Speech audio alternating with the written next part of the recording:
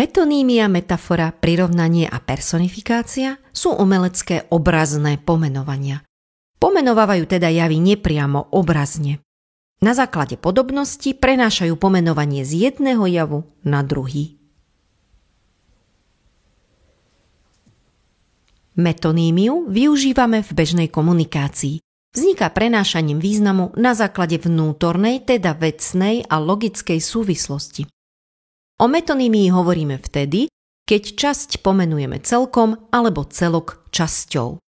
Keď napríklad o nejakej rodine povieme, že býva pod jednou strechou, nemáme na mysli iba strechu ako časť domu, ale celý dom. Rodina teda býva spolu v jednom dome, aj keď sme dom pomenovali iba jeho časťou.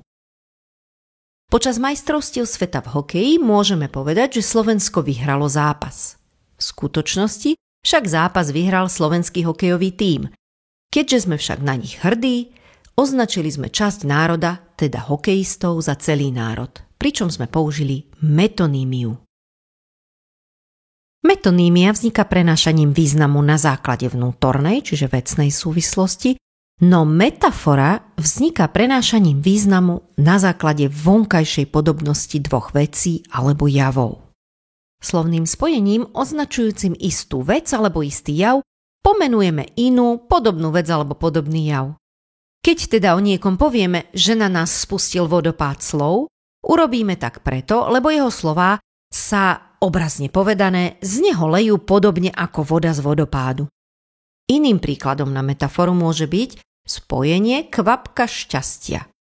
Táto metafora vznikla na základe faktu, že kvapka predstavuje malé množstvo vody.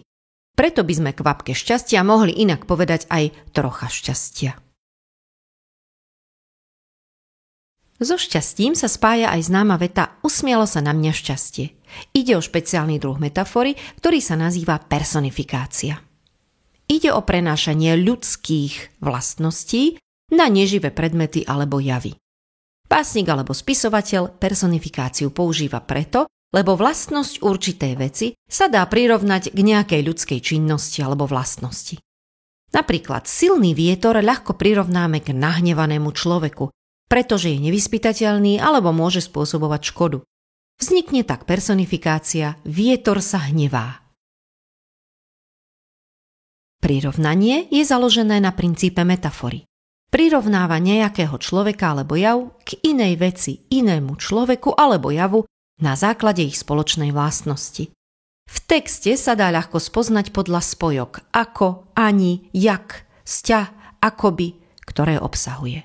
Môžeme teda povedať, že muž je silný ako valibuk, alebo že niekto uteká, ako by mu za pätami horelo.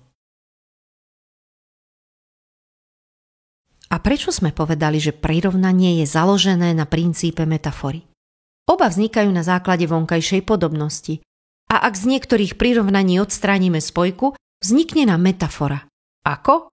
Napríklad o bohatom človeku môžeme povedať, že má peňazí ako vody v mori.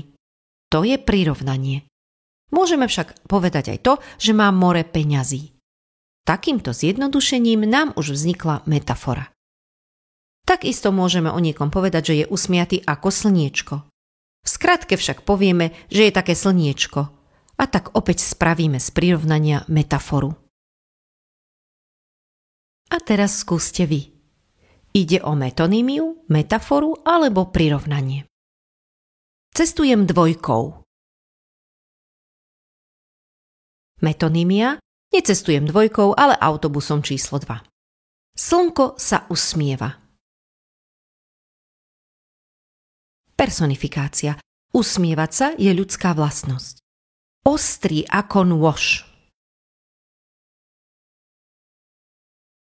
Prirovnanie, je tam spojka ako. Zjedol celý tanier. Metonímia, nezjedol celý tanier, len jeho obsah. Počúvam Imagine Dragons. Metonímia, počúvam ich pesničky, nie ich. Nebo plače. Personifikácia. Plakať je ľudská vlastnosť. Čítame Roalda Dahla. Metonímia. Čítam jeho knihy, nie jeho. V lúči horela roľa. Metafora. Vonkajšia podobnosť. Ohnivá roľa. Hviezdy si posadali. Personifikácia. Sadnúť je ľudská činnosť. Smola sa im lepí na päty. Metafora. Vonkajšia podobnosť. Lepí sa ako smola. Čas beží. Personifikácia. Bežať je ľudská vlastnosť. Máme more času. Metafora. Vonkajšia podobnosť. More, veľké množstvo. Ostatné docvič v cvičebnici, ktorá ťa pripraví na skúšku. Nájdeš tam aj interaktívne cvičenia, videá a testy.